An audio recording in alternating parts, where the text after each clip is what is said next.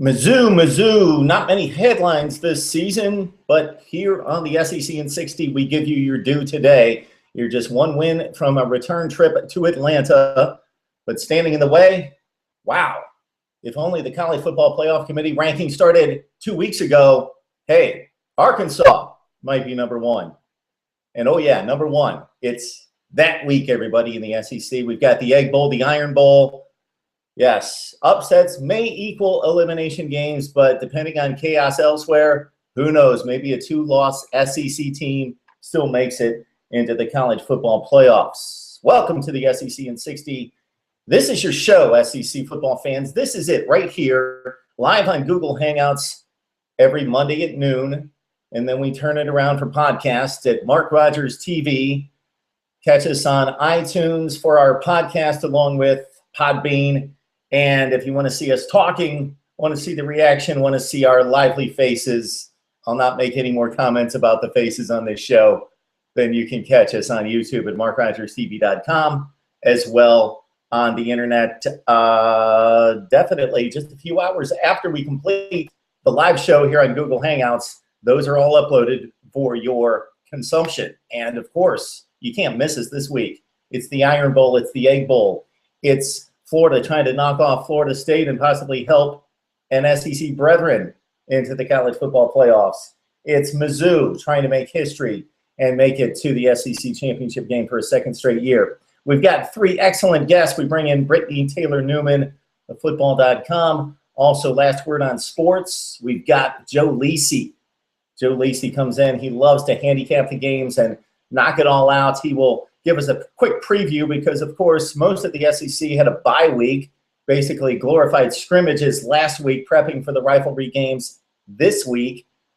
But we got Joe Lisi coming in from GoForThe2.com to mostly look ahead toward the Iron and the Egg, Florida State. We got Louisville, Kentucky. We got Mizzou, Arkansas. We've got a number of critical games coming up in this final week of the regular season. And also Stephen M. Smith, when we talk about the Iron Bowl, this will be the ultimate Iron Bowl breakdown with Stephen M. Smith to conclude our show today on the SEC in 60. Stephen M. joins us from a litany of platforms, including touchdownalabama.net. Before we dive into the games and bring in Brittnee Taylor Newman, let's talk about this college football playoff situation.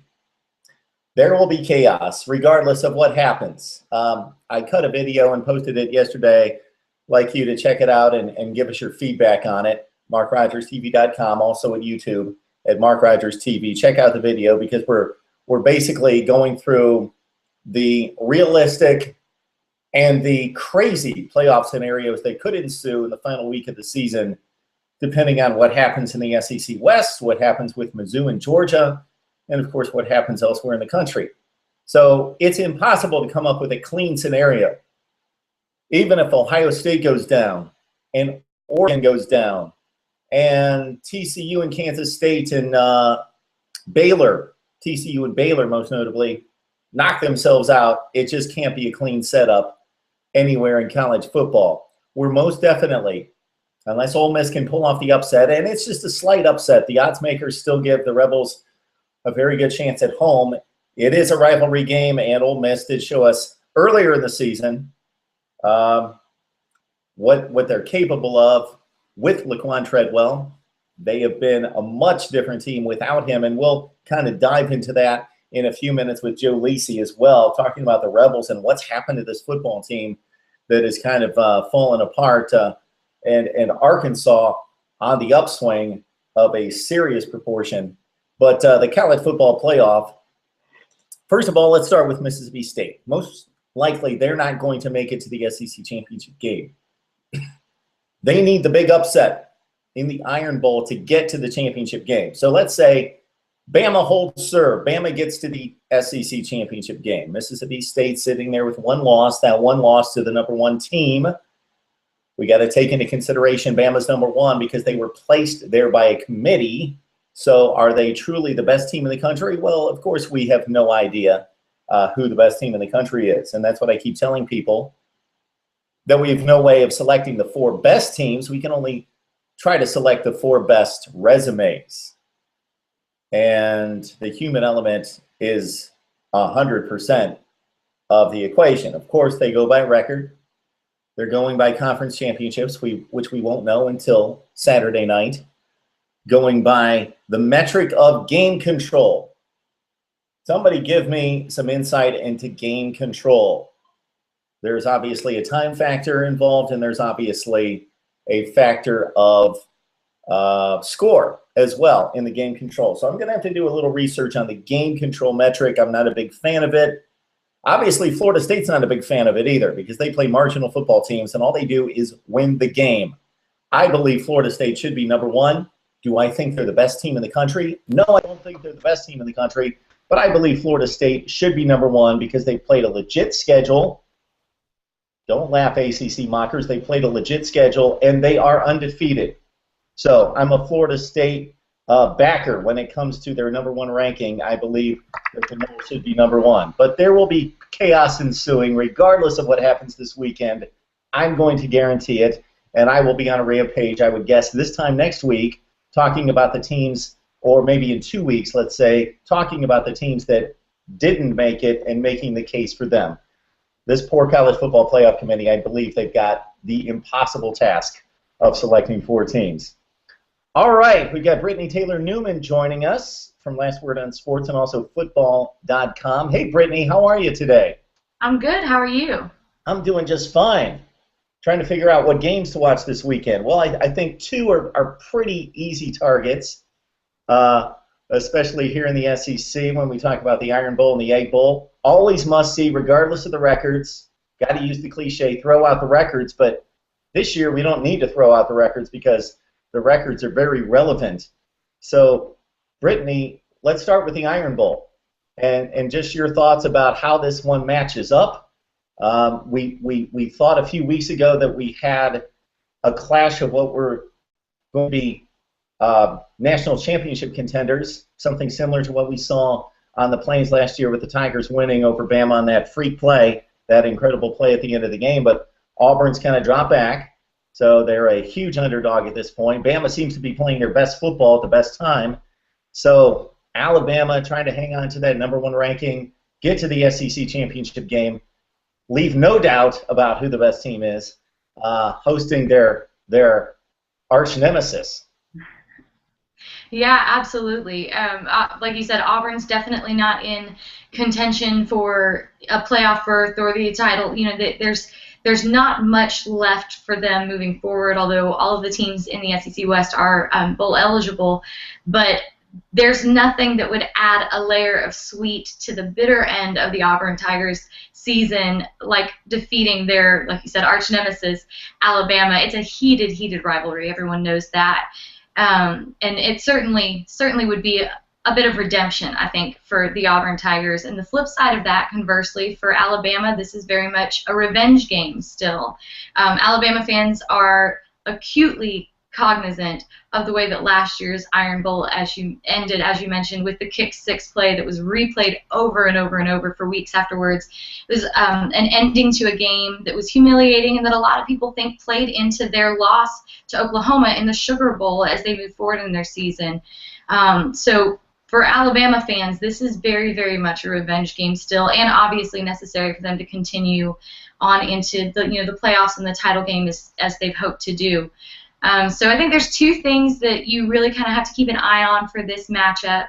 The first is the way that Alabama started their game against Western Carolina last week. They got a little bit of a slow start. Some people think that maybe some of the players were already looking forward to Auburn Hate Week.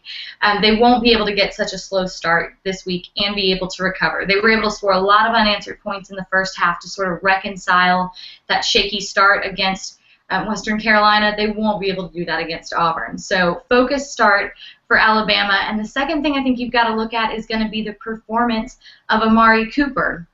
He'll be going up against an Auburn pass defense that's been a little bit shaky. They've got some holes in their secondary. They're giving up an average of 232.5 yards right now. If he's able to capitalize on those holes and stabilize the offensive attack of Blake Sims, I think that that's really going to be the thing that ends up giving Alabama the W today. So you're telling me, Brittnee, that some of these Alabama players might not have been that focused on Western Carolina. I don't know if you can really sell me on that. There's a couple of quotes after the game from some players where they brought that up and said, maybe we were already there in our heads just a little bit. They got it done, they took care of business, but there's conspiracy there. Yeah, you know what maybe possibly gave it away is when Amari Cooper caught a pass in the first quarter at the first drive of the game for Alabama and took it down the sideline. He did get nicked up a little bit, but it was back to the bench, back to the sideline, and we didn't see Amari the rest of the game. And a number of players took the second half off, which was a good thing. There is a reason the SEC is doing what it's doing. Alabama, Auburn, wow, Florida, South Carolina. We could run down the list of kind of glorified scrimmages from last week, and that's pretty much how it played out. And it's a smart thing to do. You showcase your best games, your rivalries in the best light with players healthy. And then for those teams in the SEC Eastern Division, you've got Kentucky, you've got Florida, you've got Georgia, and you've got South Carolina also playing out-of-conference rivals, and you want to put your conference in the best position to win those rivalry games outside of the SEC. So good move from the SEC, again, ahead of the curve of college football and doing what it does to protect its own interests, and I applaud it. I think it makes for bad football the second to last game of the regular season, but there were enough good ones as well around the country to keep us interested. So that's Alabama-Auburn. Would you care to give us a pick on this one? I'm thinking Alabama. I'm thinking that Alabama's going to be able to, if they come in, like I said, stabilized in the beginning and focused, I think that there's no reason Alabama won't win this game. Brittnee, I love to ask, big fan of any particular team, but especially in this rivalry, it's so heated, arguably the most bitter of the rivalries across the country. Would you rather go 11-1 and lose this game, or go like 7-5 or 8-4 and win this game? Which is the better season? So that's one right there. In regards to the passion, does this make the season? I think this would make Auburn's season. I don't think there's any question about that. They're very disappointed about what's happened in the last month. And for Alabama, of course, everything could go down the drain with this one game against Auburn. Or, hey, if they get things to fall right in Oxford, they turn around and they still play an SEC championship game. Or they maybe still make it into the college football playoff, even though they don't make it to Atlanta. All right, Brittnee, we've got this Egg Bowl game, which is, again, a huge rivalry, and especially if you live in Mississippi, regardless of the records, and sometimes the records aren't very good, but this season, Ole Miss was in the national championship picture, in the conversation for much of the season. Mississippi State's been able to hang all the way through. You've got an Ole Miss team that seems to be dragging itself into this game, coming off a very poor performance against a red-hot Arkansas team. Mississippi State got one of those in-conference weeks off to a certain extent against Vandy, who's fallen on really rough times, 51-0 there. So Mississippi State, the Egg Bowl in Oxford. And who would have thought that we'd be at this point in the season? I knew we'd be talking about the Iron Bowl, from a national perspective, but I did not expect at the beginning of the season that the Egg Bowl would be a hot ticket item for Saturday's rivalry games. But I love it. I'm all about it. The more the merrier. I was interested to see how Mississippi State responded last weekend. Sometimes the game, there can be a loss that sort of throws off the rest of the season, kind of like we talked about just a moment ago with Auburn and Alabama last year, and you sort of saw some hangover from that when Alabama played Oklahoma. I was interested to see how Mississippi State responded, and I think the 51-0 walloping of Vanderbilt probably gave them a little boost of enthusiasm and energy again. So they've got that momentum, that momentous feeling back going back into this game. Ole Miss is very much, as you said, not in the conversation anymore, which was a hard pill for them to swallow. I'm sure. I would imagine that most of the Ole Miss players are feeling a lot like the Auburn players are right now. They expected to be part of the conversation at this point in the season. The little bit of retribution that they still have would be to upset their rival on the way to a national championship berth. So I think that this one is a really interesting matchup for those reasons, just because there's so much on the line as far as pride and tradition go there for Ole Miss. I think one of the key determining factors here will be whether or not Bo Wallace is back from his ankle injury to play on Saturday. It sounds like he probably will be. I don't know if that's Ole Miss putting on a strong front. We'll have to see as the week goes on. But I think that if he's back in the game, Ole Miss may be able to give Mississippi State a little bit of a run for their money, but I think ultimately the momentum that Mississippi State has right now, they had a scare, but they're still in the conversation. I think that's going to carry them over Ole Miss at the end of the day. Yeah, this Ole Miss football team, wow, they look so impressive the first 7-8 games of the season. The defense was rock solid. Bo Wallace, for the most part, we'll excuse the issue in Death Valley, but for the most part was playing some exceptional football. And they had the win over Alabama. They had held down offenses across the country that were scoring at will, seemingly otherwise. Ole Miss arguably had the best defense in the country, and then they went to Arkansas last week. And we'll see if it was an aberration, because outside of that game, even though they had lost 2 games, they were 2 very excusable losses when you talk about style of play and how well they competed, because they went right down to the last play of the game against Auburn at home, fumbling a couple times inside the 5-yard line, and then going to Death Valley in the Bo Wallace blip when he was supposed to throw it to the guy on the sideline and kick the field goal and go to overtime, but got a little greedy and went for the jugular in the end zone. So Ole Miss, hey, take away this game this past weekend, and the resume has been really impressive. I know it sounded like I kind of discounted the Vanderbilt game, but last time I checked, they had scholarship athletes, and they are playing in the SEC, and there are teams across the country. We saw TCU a couple weeks back against Kansas barely get by a team comparable to Vandy, 34-30. So credit Mississippi State for taking care of business and really making a statement and playing solid football against an inferior team and leaving no doubt in that one. So Ole Miss, they're at home, Brittnee. Do they have a chance against the Bulldogs? I don't think so. I think they're going to be able to give Mississippi State a little bit of a run for their money, but I think that eventually the passion and momentum that Mississippi State was able to garner last weekend, even though it was just against Vandy, the most important thing that they were pulling out of that game was momentum. I think they're going to be able to take that and keep themselves in the conversation. But it'll certainly be interesting. I mean, the playoff committee has kind of sent a message that game control is very important. How much you win by is just as important as winning, which is why we've seen the drop with Florida State in the polls. So I'm interested to see how much the winners win by and how that ends up playing into some of those final poll results as we move into conference championship week. Brittnee, next week I may ask you to bring in a big whiteboard, and maybe you can explain game control to us. I don't want to be tasked with that.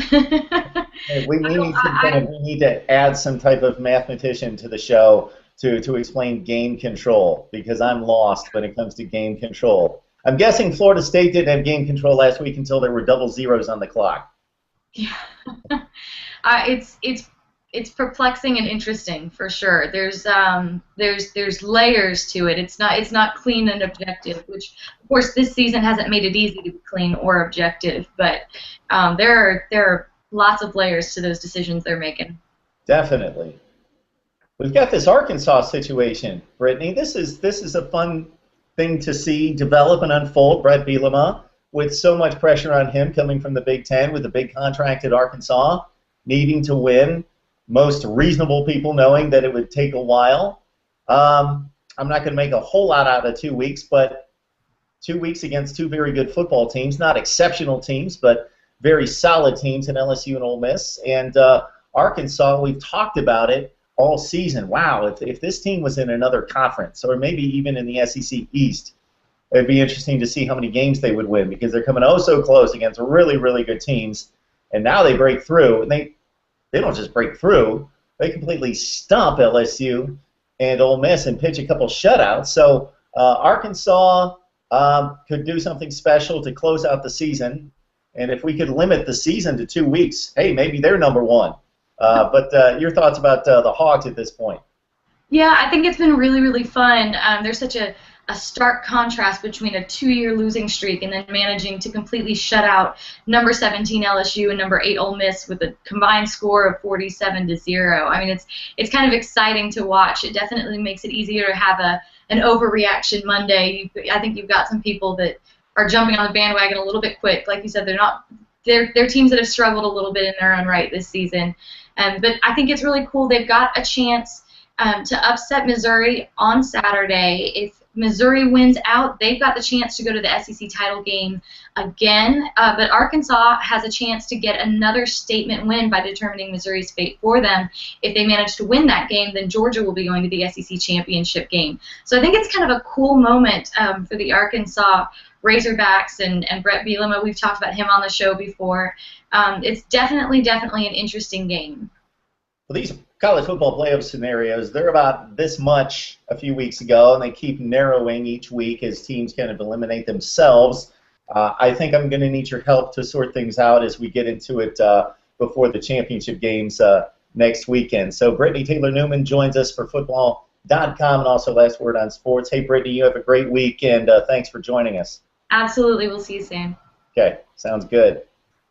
All right, yes. So we talked some last weekend action, but more so we want to propel this thing into next week because the SEC took a partial bye week last week. We bring in Joe Lisi of GoForThe2.com to talk it up. Joe, how are you doing today? I'm doing great, Mark. Another great weekend in the SEC. Week number 14's rivalry week. I can't wait. Yeah, so we're going to touch on all the games before we spin it forward because the weekend's huge, and I want to let people know that Stephen M. Smith of TouchdownAlabama.net is really going to dive into the Iron Bowl. We're going to really break it down, and we might be talking like depth chart, second-team left guards, possibly with Stephen M. We'll really dissect the Egg Bowl. We're going to go through the games that really mattered last weekend really briefly with Joe and then propel it again toward this weekend. So what do you make out of this Mizzou win over Tennessee? This Missouri Tiger team maybe hasn't gotten the credit it deserves. It went up to Knoxville as a 3.5-point underdog. I expected them to win. I picked them to win the game outright, but few did. I took the poll on Twitter, and Tennessee got a lot of love in that game. But Mizzou, you got to not just look at the offense, but what the defense is doing with the likes of Marcus Golden and Shane Ray. This is a defense that comes to play each and every week. It was a dominant defensive effort, Mark, when you look at what they were able to do in terms of holding and containing Joshua Dobbs in that offense, held that offense to 53 yards rushing. They won the turnover battle 2-0 against Tennessee, came up with big plays defensively when they needed them, and just a dominant defensive effort. This was a Tennessee offense that in back-to-back games against Kentucky and South Carolina that put up over 500 total yards of offense. Joshua Dobbs was balanced 2 weeks ago, and they really contained him and really forced the issue from a defensive perspective. And that's a quality win in Knoxville, in Neyland Stadium, with a team that was looking to become bowl eligible in the Tennessee Volunteers. I was very impressed with the Missouri Tigers on Saturday night.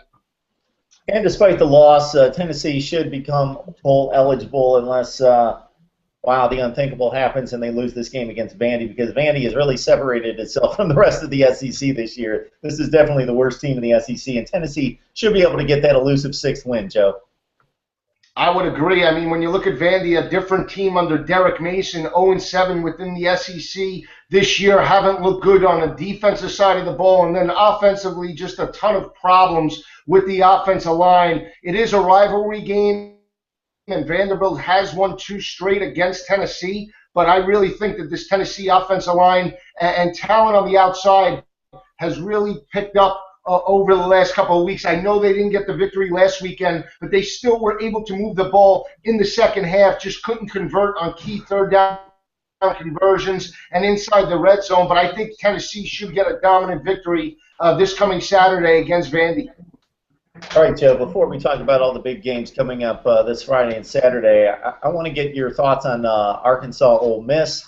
The Rebels, I want to ask the question, what happened? But if you really look at the game-to-game breakdown of Ole Miss's performance, yeah, they lost 2 games before this, but again, as we talked to Brittnee about that they took LSU to the wire in Death Valley. That's a game that Alabama could have lost, so there's no shame in that. Nothing really wrong, drastically wrong against Auburn. Should have won the game if they hang on to the football at least once out of 2 times in the final 2 drives. So maybe this Arkansas game was just a complete aberration. Maybe they're not falling apart. Maybe it was just, hey, the Hogs were hot, but Wallace gets hurt. The ball kind of bounces the wrong way for the Rebels. But kind of overall, it's just got that feeling of the wheels coming off.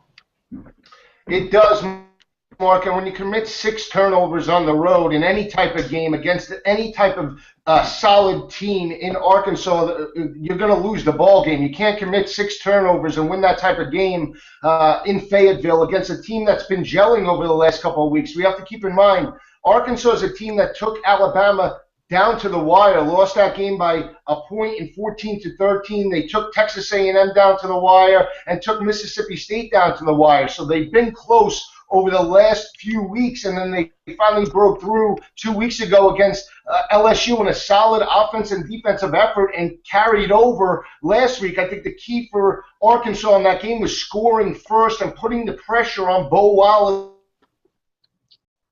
and the Ole Miss Rebels on the road. They couldn't respond, and that's why you saw a 30-0 dominant effort for Arkansas. It seems like the wheels are falling off in Ole Miss right now, but I really think they do respond this week and bounce back against Mississippi State and Dak Prescott in the Egg Bowl. Are you ready to make picks on these games, Joe, or is this too early in the week for us to be asking that of you? No, I'm pretty confident. There's 1 or 2 that I could go either way, but I still feel pretty confident about week number 14 within the SEC, Mark.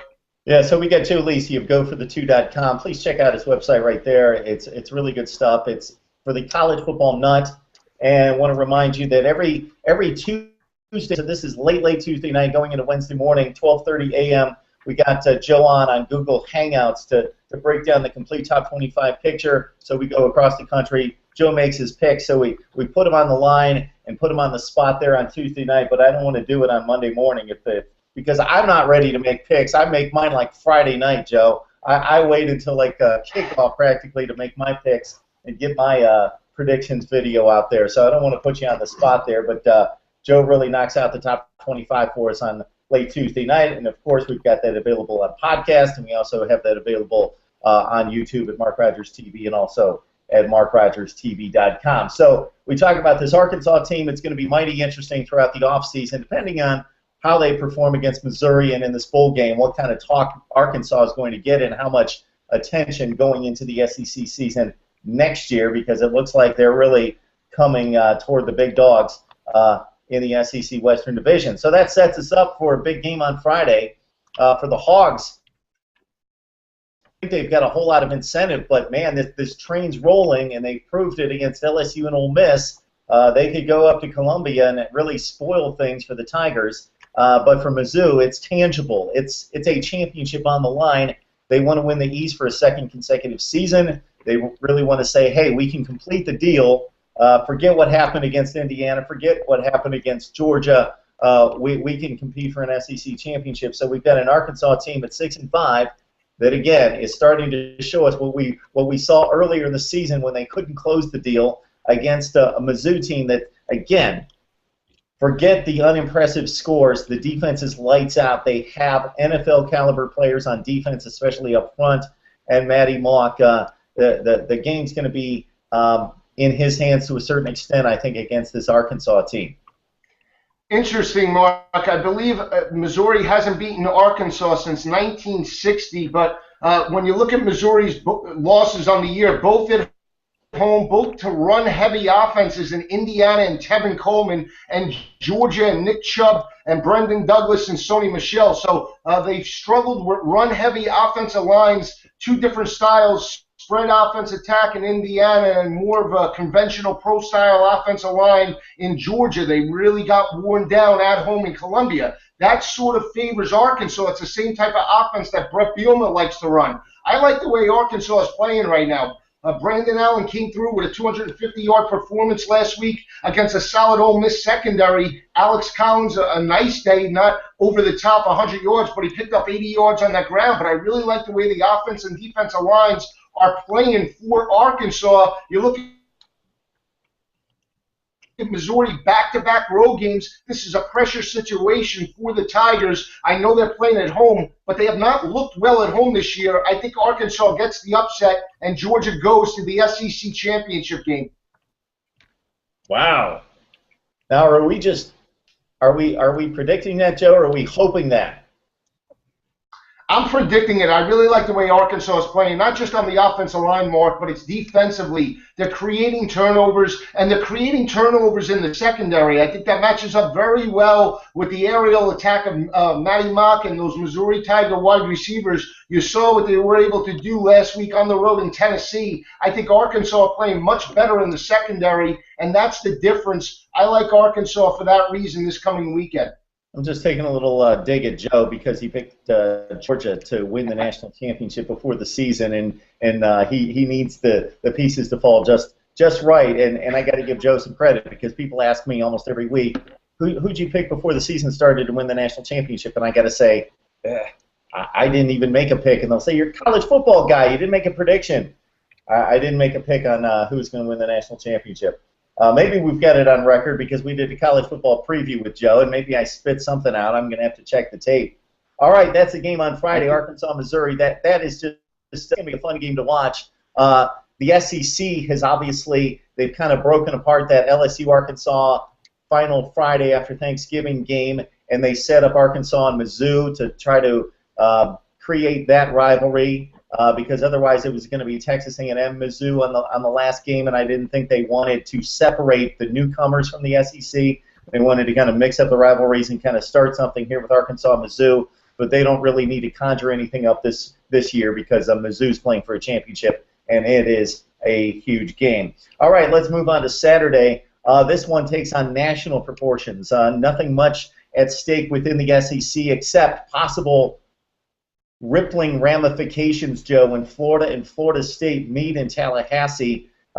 If you just look at the records and look at what happened last year when Florida State was in the midst of a championship run and winning 26 straight, you would say, Noles win it, let's move on. I don't really think so. I think the Gators have the defense to make this a game. We've seen in spots, especially, let's capture and put in a capsule that Georgia game because that's what Florida is capable of. So if they can get off to a hot start, I believe, I think this is going to be a 60-minute game. And shoot, if Boston College can do it and then take it to double zeros, then certainly I think Florida can do it in Tallahassee. Just your thoughts about Florida State and Florida.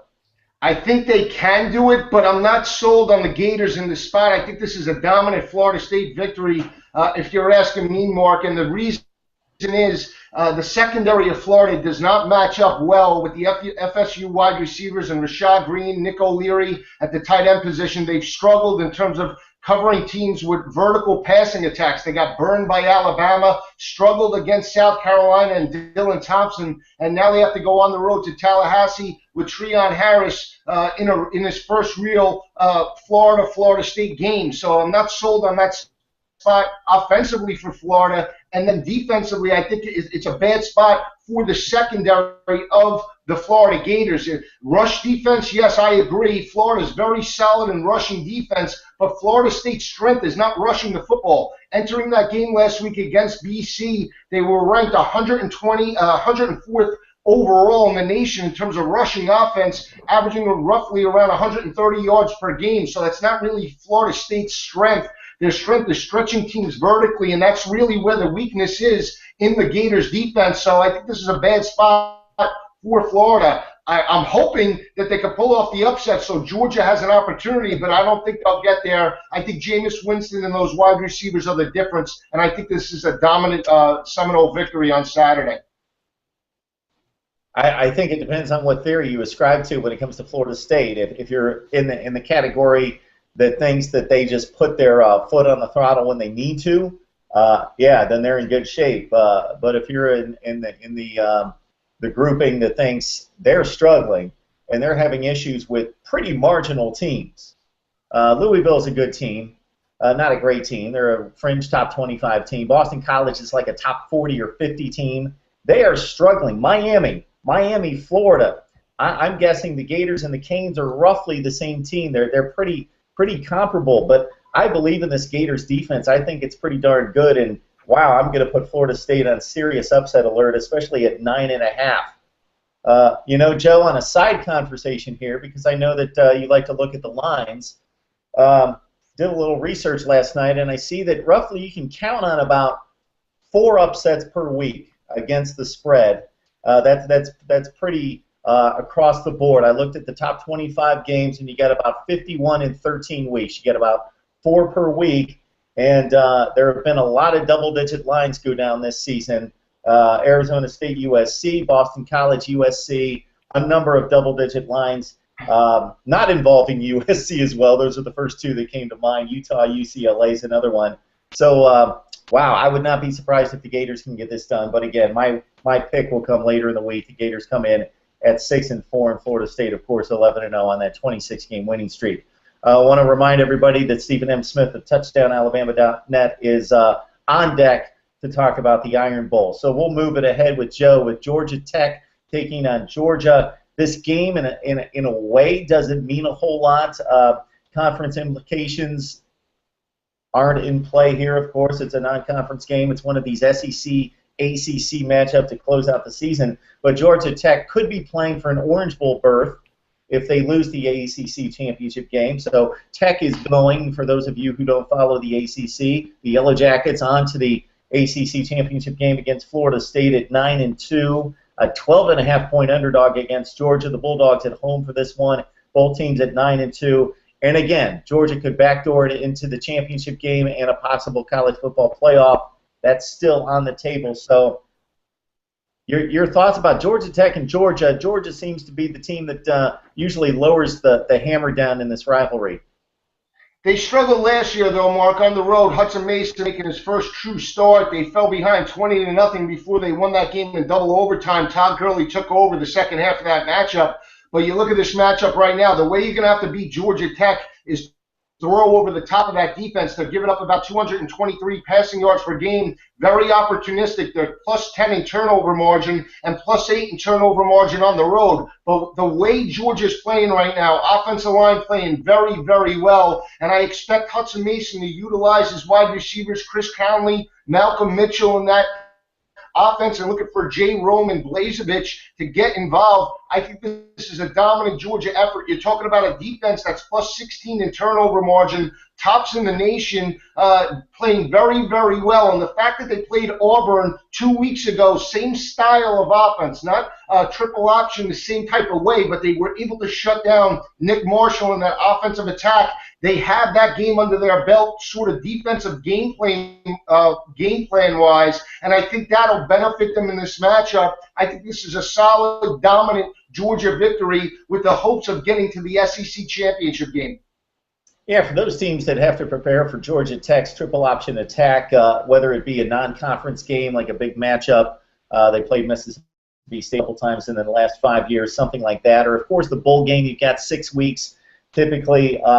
That's something to deal with. But for Georgia, they've got that in their back pocket. I know Jeremy Pruitt, this is his first season as defensive coordinator at Georgia, coming from Florida State, but he knows that Georgia Tech offense, of course, having seen it in the ACC, and I think the Bulldogs better prepared to take that rushing attack on, and I love Georgia's talent in this game. I just they can throw it, they can run it on offense, and I just think Georgia Tech, give them all the credit in the world with that attack for being as competitive as they are in the ACC. But I'm not in love with it because although they've been much more successful throwing the football this year, Justin Thomas throwing for more touchdowns this season than any quarterback under Paul Johnson, it's still pretty limited in that regard. But that's the situation with the Bulldogs and Yellow Jackets, another one of those big rivalry games. All right, let's go to the final two here. Joe, Egg Bowl,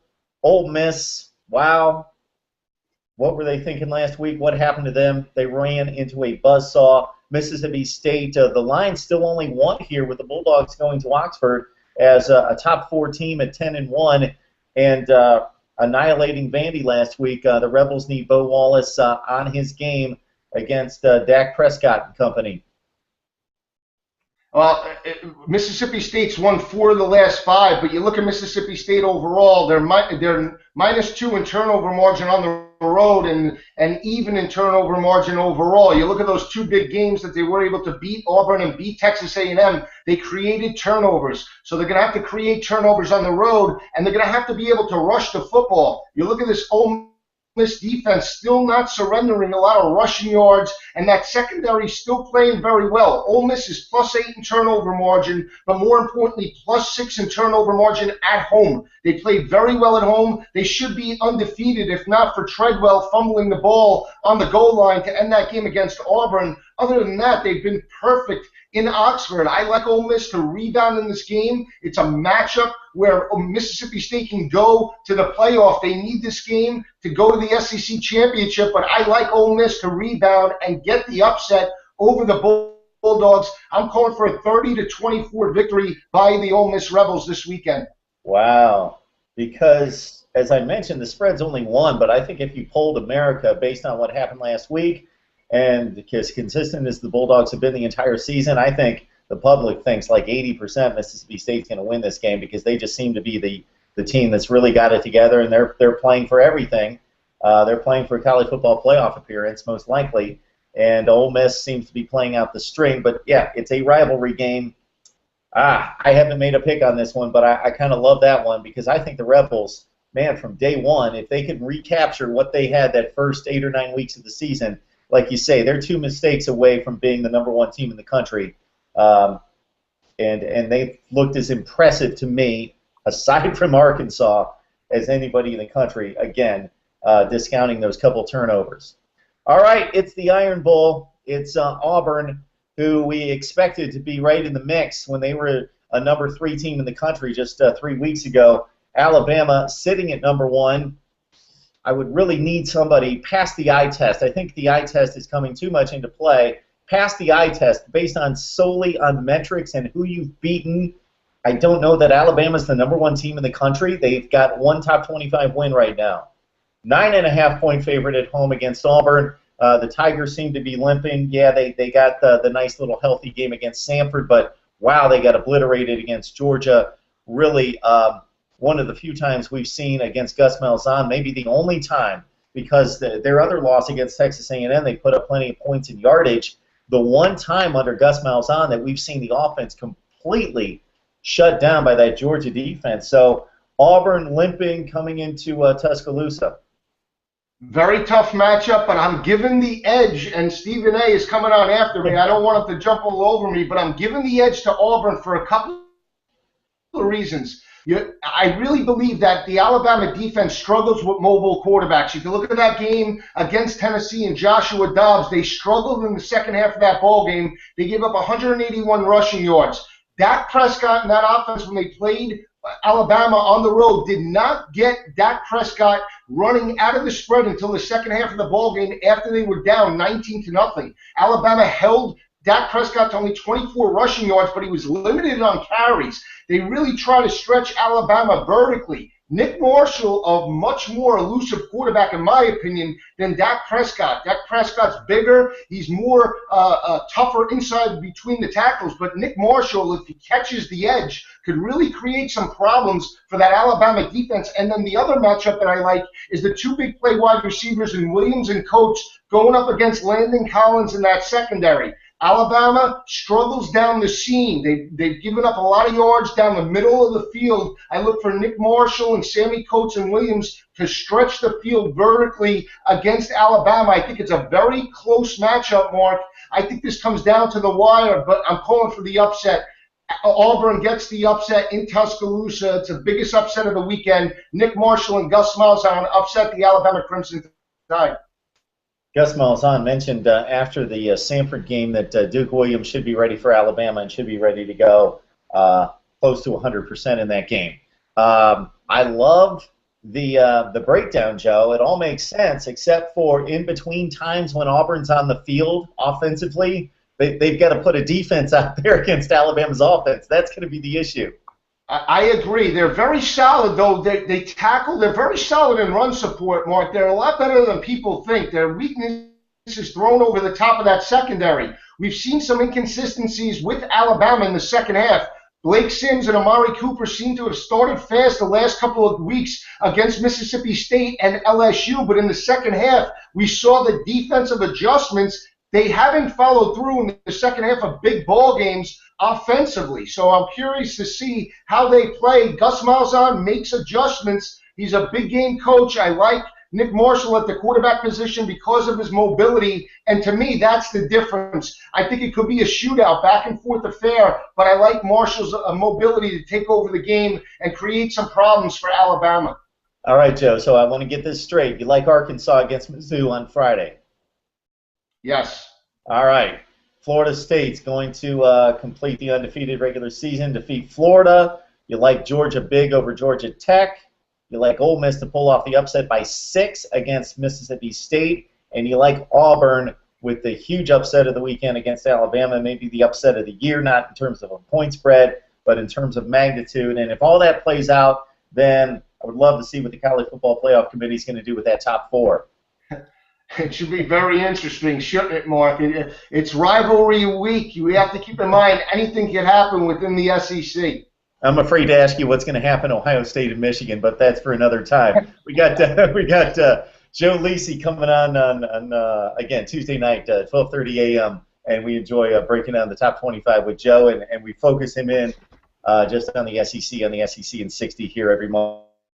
You have a good week, and we'll talk to you in just about 36 hours.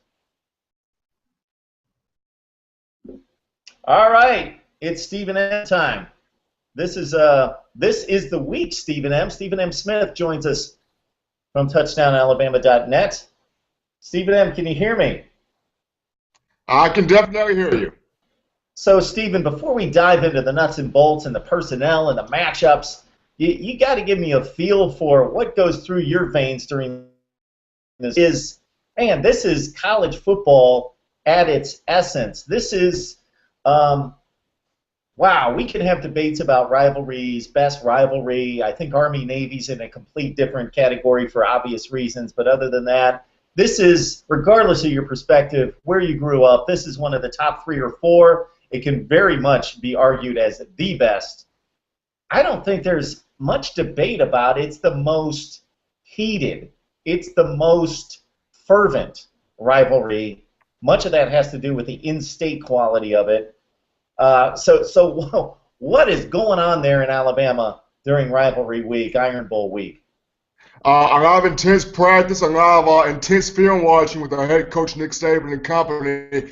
I mean, it's one of the most intense rivalries because they start you off young. You're 3 and 4 years old, either saying Roll Tide or War Eagle. And if you're a 4-year-old kid not saying either of the two, they both hate you.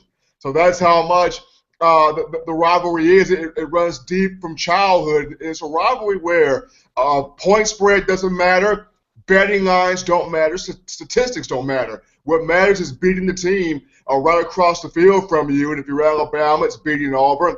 And if you're for Auburn, it's beating Alabama. You're talking about 2 programs that are separated by 160 miles. These 2 programs are separated by 160 miles, and it's 364 days of nonstop arguing, nonstop trash talk. And in the 365th day, oh my gosh, you get both teams colliding on one field to see which coach, which fan base, which program is actually better. This season, you have Bryant-Denny Stadium playing the role of host venue for the 79th edition of the Iron Bowl. Of course, ESPN College Game Day will be in the mix, which makes it even more crazy. I mean, you get Cowboys football, Thanksgiving turkey, and the Iron Bowl all in the same week. I mean, this is awesome. Hey, Stephen M., there was a summer, this might have been about 15 years ago, maybe not quite that long ago, that I was driving from, down south back to my home in Mississippi. I lived in Mississippi at the time. I was just engulfed in the SEC, covering the SEC, working as a sportscaster there in Mississippi, covering a lot of Alabama games because they were only about 45 minutes away as well. So anyway, I'm driving, and I catch sometime I'm in Kentucky or Tennessee, and I catch some Alabama sports talk. And this is, after my summer vacation, coming back home, and this is sometime in June or July, and these people are talking nonstop about Alabama and Auburn in the middle of June. So this is 365. It's 365 days a year because you have two programs that absolutely hate each other. I mean, you got two programs that can't stand each other. It's a rivalry. It's a recruiting rivalry. I mean, you got people that will be in barbershops, Mark, gambling over which recruit Auburn's going to get, and if that recruit flips from Auburn to Alabama, how much of a dummy that recruit is. I mean, you got folks arguing over recruits. You got folks arguing over championships. You got folks that are still hyped up on old Bear Bryant movies, old Pat Dye coins. It's amazing how intense, how really intense this rivalry is. You got folks going in their basements collecting trunks of memorabilia to remind them of the glory days of both programs. All right, let's focus on the FIBA because all that is just great. But once they kick that game off, I think you would get differing opinions, and I've heard differing opinions from players. Some will say, hey, once we kick off, it's another game, and I got to beat the guy in front of me, versus some players just, hey, the vibe is just different. It's just different. So I think that's an individual take from player to player. But, of course, once they kick it off, it's the best football team and the team that's going to execute the best, limit the mistakes, and win in all three phases of the game. So let's start with the Alabama offense. Blake Sims, he's now got a full season under his belt, minus the Iron Bowl. So that's not quite a full season because this is the game. But Blake Sims, just your assessment of his performance and what it's going to take for Blake Sims to get the job done on Saturday. I think Blake Sims has done a fine job this season. 62.1 of his passes completed, 2,676 yards, 20 touchdown passes, 4 interceptions. The thing that Blake Sims is going to have to do in this game is come out loose, come out focused, come out establishing a chemistry with all receivers, not just Amari Cooper, though I know he and Cooper want to get on point to start the game, but spread the wealth to everybody. Of course, DeAndrew White will be back this week after a hamstring kept him out of the game against Western Carolina. He's going to have to get O.J. Howard involved, Christian Jones involved, Chris Black, who actually led the group last week with 6 catches for 101 yards. So for Blake Sims is the aspect of coming out loose, coming out spreading the wealth, and coming out trusting his feet. There have been a lot of games this season which opposing defenses, especially linebackers on opposing defenses, would leave the middle of the field open, and instead of Blake Sims trusting his athletic ability, he wants to try to pass the ball more. So it will be an aspect of Blake Sims trusting his feet. When he sees a lane open, take it. Protect your body, of course, slide or get out of bounds, but trust your feet, spread the wealth, and also come out, play loose, and be focused from the very beginning. I feel like he's done a great job of minimizing mistakes.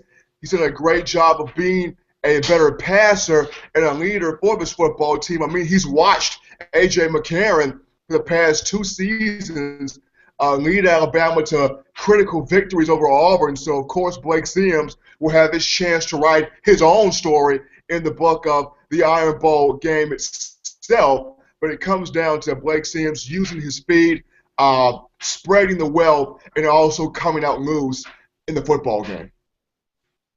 Hey, Stephen, this backfield was just about as loaded as any in college football to start the season when Kenyon Drake was healthy, Derrick Henry coming off that monster Sugar Bowl game, and, of course, T.J. Yeldon, one of the most productive backs that we've seen in the SEC in the last 20 years. How would you expect the carries to be distributed between Henry and Yeldon on Saturday? And how is T.J. Yeldon health-wise? TJ Yeldon is fine. Yeldon's been battling a foot and an ankle injury, according to Coach Saban. He will be ready to go against Auburn this week. TJ Yeldon, 758 yards rushing, 6 touchdowns this season. Sophomore Derrick Henry carried the load for Alabama against Western Carolina last week. Derrick Henry, 92 yards rushing, 3 total touchdowns. And Alabama fans even got a chance to see Tyron Jones on the field. Tyron Jones, 75 yards rushing and a touchdown as well. I think the carries will be split pretty evenly between Yeldon and Derrick Henry.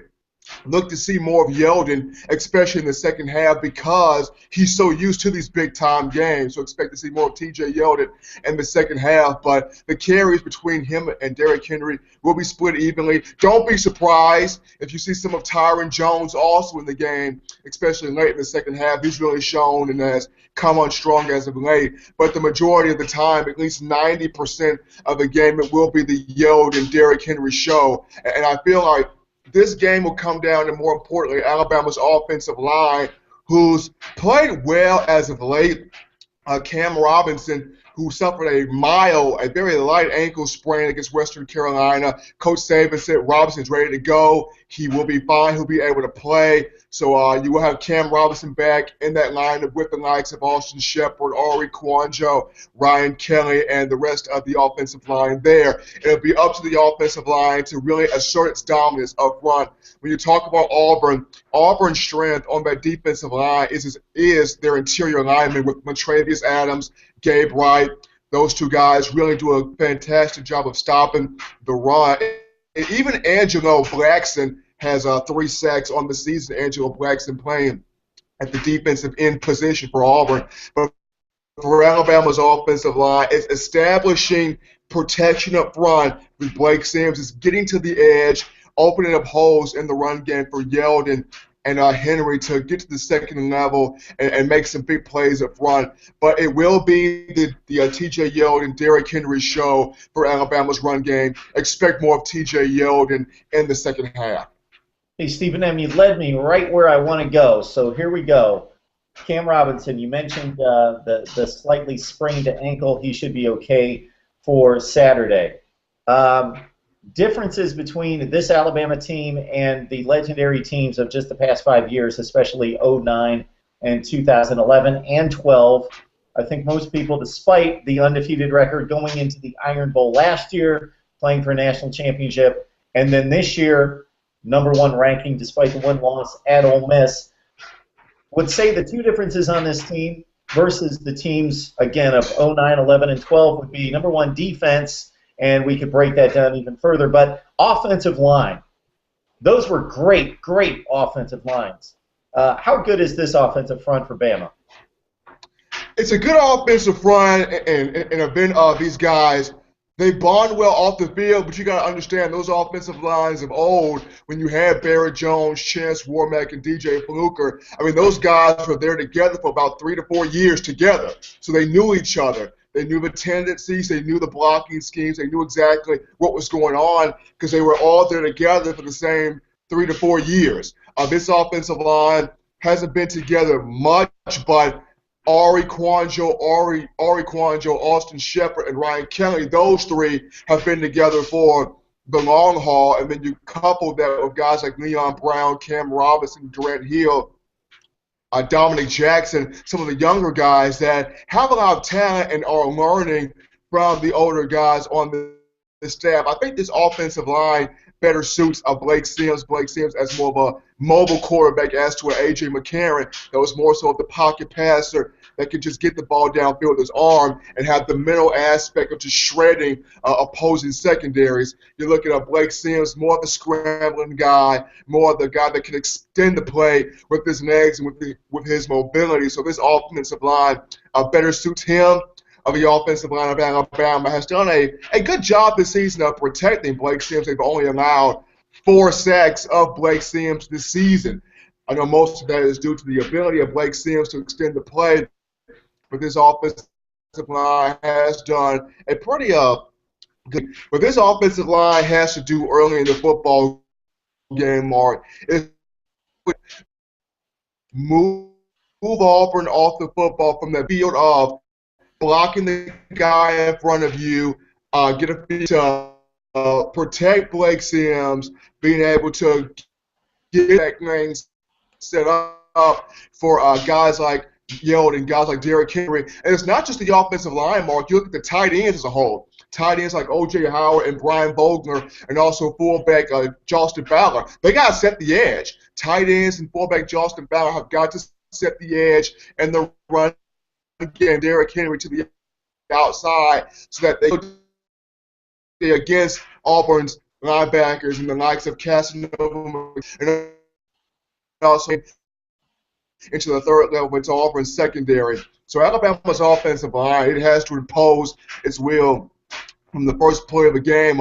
Head coach, offensive line coach Mario Cristobal will be hard at work this week on Alabama's offensive line, trying to establish being able to move quickly off the ball, be smart, be fundamentally sound, but be strong, move quickly off the ball, and to give that run game a chance to really set up.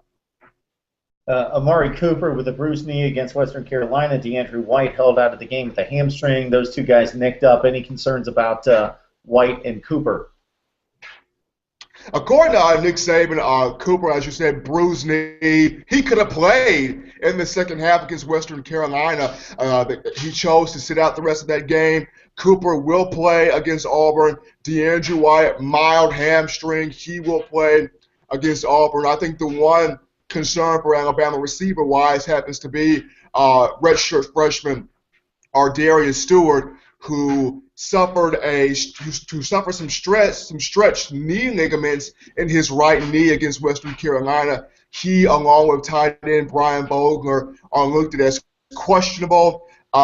Most likely after Tuesday's practice, we'll hear more word on whether those two will be able to go or not. Both Brian Vogler and Darius Stewart have stretched knee ligaments in both of their right knees after the Western Carolina game. But Amari Cooper and DeAndre White both will be prepared. Both will be ready to go against Auburn this weekend. You mentioned the Auburn interior front is extremely solid. They're not getting the pass rush from the edge that they got last season with Dee Ford in particular. Blake Sims should have some time to throw, especially if the ground game's working as it typically does. I don't know that they're going to run for huge yardage, but they're definitely going to keep the Auburn defense honest. Are you expecting big plays out of this passing game is what I'm getting to, because it should be right there in terms of a mismatch in the secondary.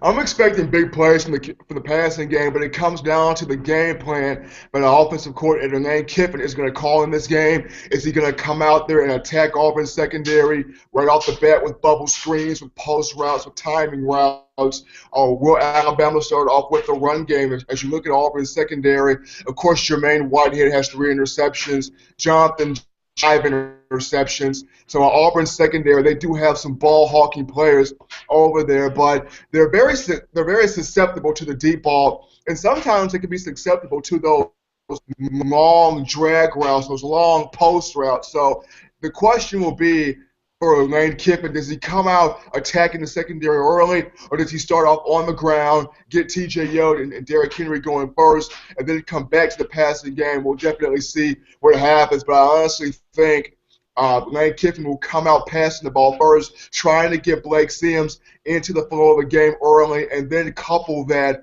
with runs from T.J. Yeld and Derrick Henry. But another thing, Mark, this fan base, how rowdy and how boisterous it's going to be in Bryant-Denny Stadium is going to be another critical factor. If Alabama gets this crowd in the game early and it stays in the game often, it's going to be for Auburn the play calling of Gus Malzahn, because it's very hard to hear in a hostile environment when the home team is in the game and the crowd is in the game. So another aspect, Alabama's the fan base. How much of an impact will it be in this game Saturday? It stunned me a little bit to see Auburn run the football, but when you really take in the entire scope of the season, that Auburn rushing attack was special. I don't think since the days of Nebraska that we've seen a rushing attack that good against quality competition. Nobody stopped them. They ran for 500 yards against the Missouri defense that was giving up nothing on the ground to anyone. So 300 yards given up by Alabama on the ground would seem to be alarming. But at the same time, that offense was special. They had the fullback who knew his job, who was one of the best blockers in the country, in Jay Prosh. They had the left tackle in Greg Robinson, who's now in the NFL. They had Trey Mason, who I think is a slight upgrade, although you could very much compare he and Cameron Artis-Payne, who's, I believe, leading the SEC in rushing this season. But they just had it all working last season. This year, still an extremely good ground game, but not at that level. They don't have all the parts in place. It's not quite working to that extent. They laid an egg against Georgia. The Bulldogs really shut them down. Your thoughts about the matchup of this Auburn rush attack, and they have to have that working, or this could be a rout against the Alabama front seven.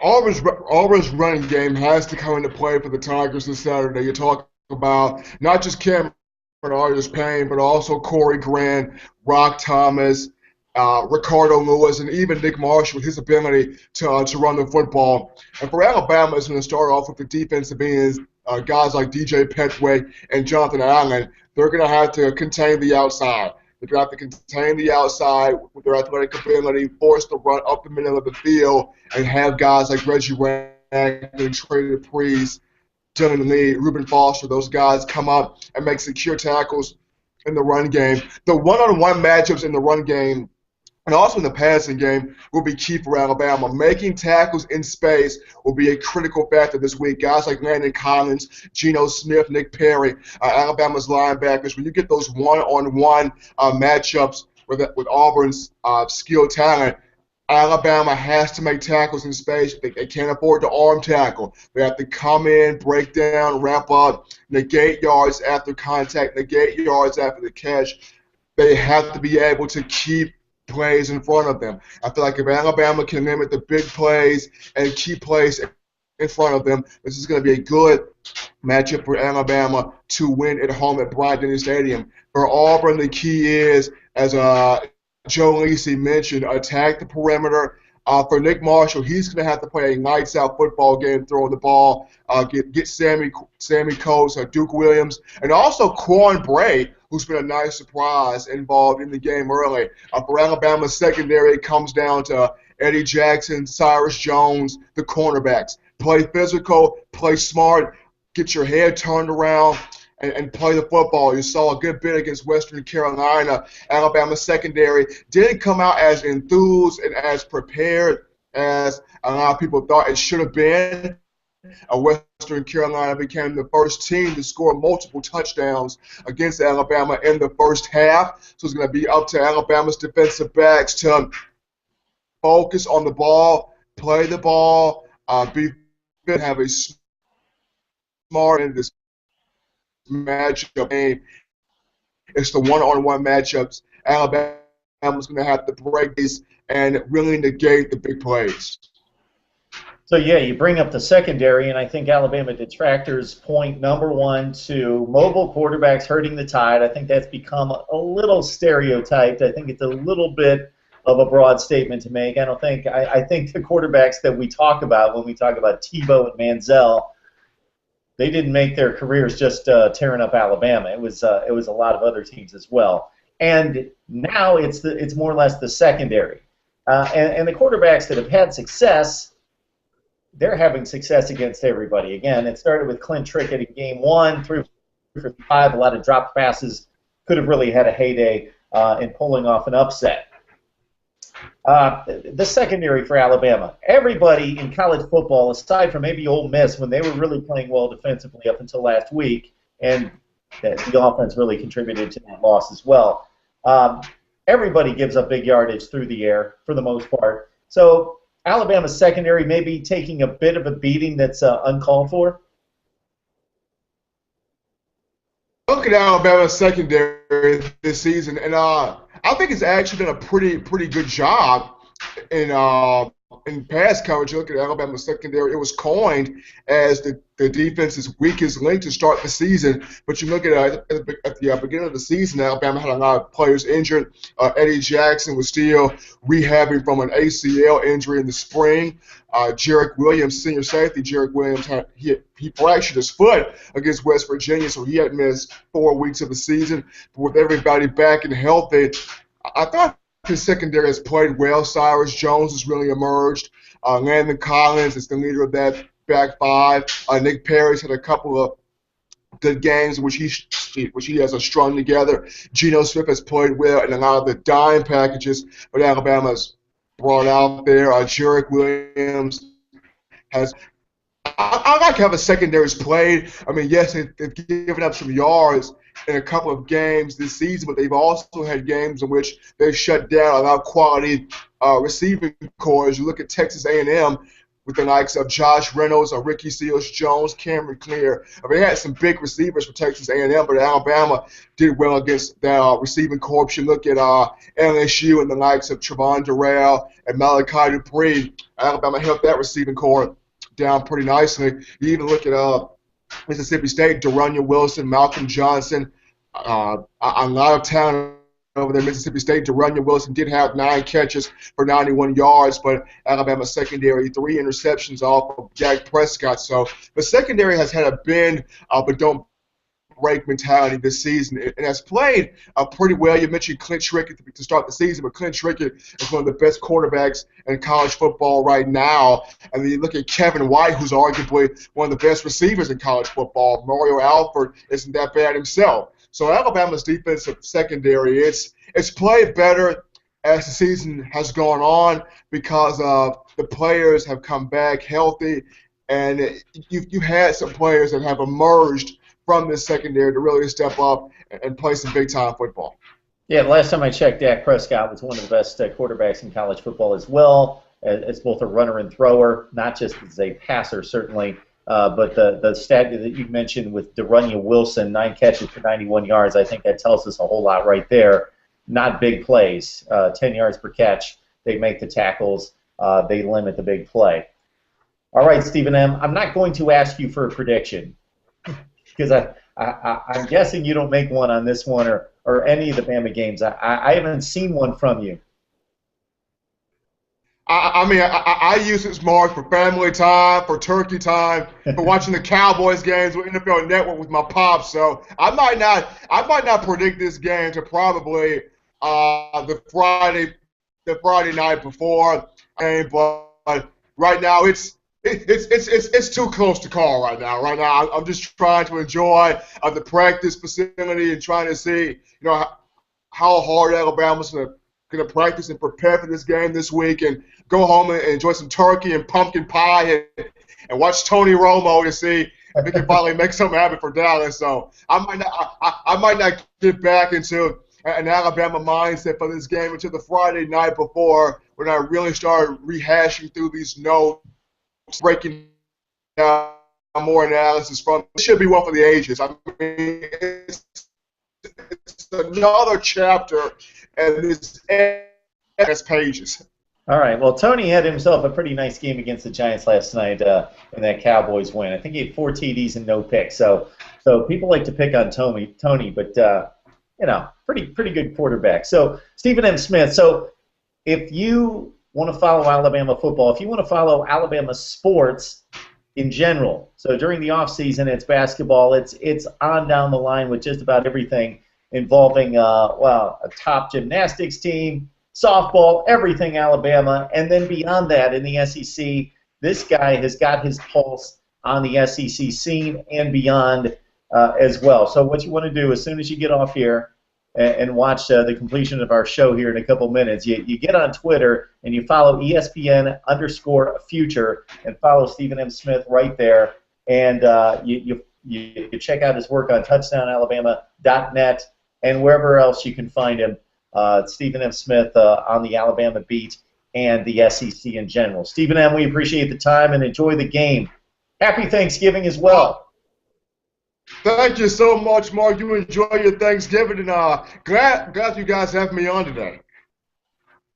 Always need to get the Stephen M. breakdown, especially when it's Iron Bowl week. You are watching the SEC in 60, so we come your way each and every Monday at noon on Google Hangouts. So you can check us out live, or we turn it right around into a podcast that you can catch on iTunes and also Podbean if you look up the SEC in 60 or Mark Rogers TV. We thank Dr. SEC so much for inviting us to do this show that replays on the SEC radio network. So SECnetwork.com, SECnetwork.com is your destination for 24/7, 365 SEC coverage from myself and a number of other shows across the South in covering SEC, and obviously it's football nonstop right now. So catch us there every weekday at 2 o'clock Eastern and 1 o'clock Central on the SEC radio network.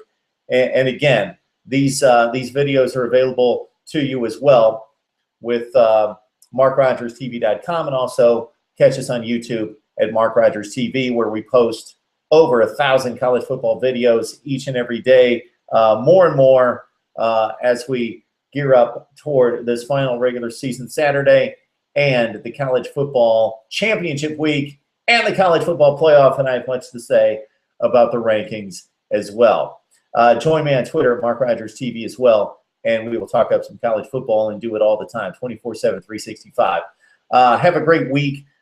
Enjoy your Thanksgiving. Hope you've got much to be thankful for as you enjoy time with friends and family. May God bless you, and we will catch you back here next Monday.